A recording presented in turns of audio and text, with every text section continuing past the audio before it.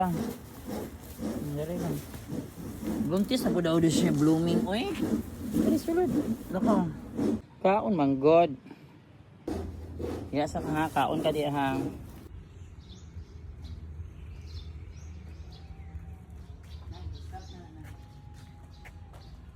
Guys, mauna ni guys ang cage sa kuning butangan ni blooming guys.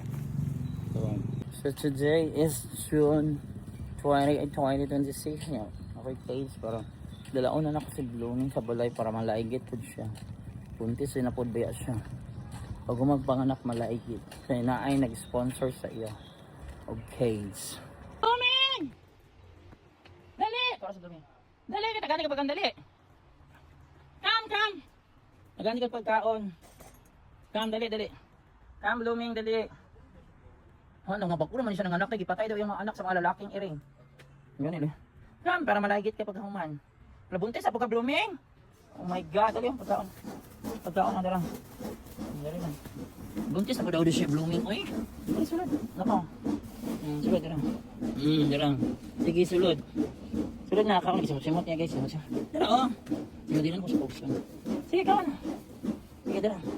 Oh, dara. Dara, pagkaon mo. Dara, pagkaon. Kaon, man god. Yan sa kaon ka di hang. Kaon na.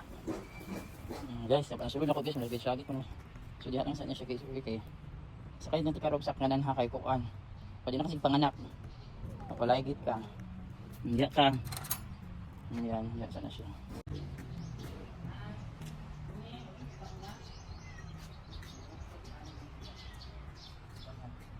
So tayo na si blooming guys, dalaon sa balik niya. Nana po siya yung kuan, may paligid na ulit buntis. Buntis na po.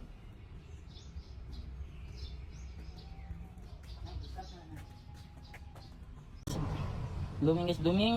Ito na magkita mo ni Siwa nagsito sa may tipon sa tong Siwa nagsito guys. Nagbuntis na po dahil siya. Halo eh. Nasa namatay dito yung anak. Namatay yun dahil yung tulok anak. Nabuntis ako siya. Kibingbang na po yung panda. Pero si Citri, marang anak na. Magkana ko kayo na ni. Yung maka ng guardian ng paggabi dito sa school. Actually, sa Saturday and Sunday. So today is Sunday guys, no June 28. 26 na guys. Nato po gamay ka, pinasuko siya, kabalo siya nga cage siya. Dito na ka, para makita mo si Siwan og Sito dito sa Siwan ako ni siya eh.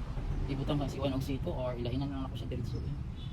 Kaya may cage na dito para sa iyo ko. Ano ako ano si, masana na makuha ko na ko Sito. Hindi palahigit na ni after mga anak.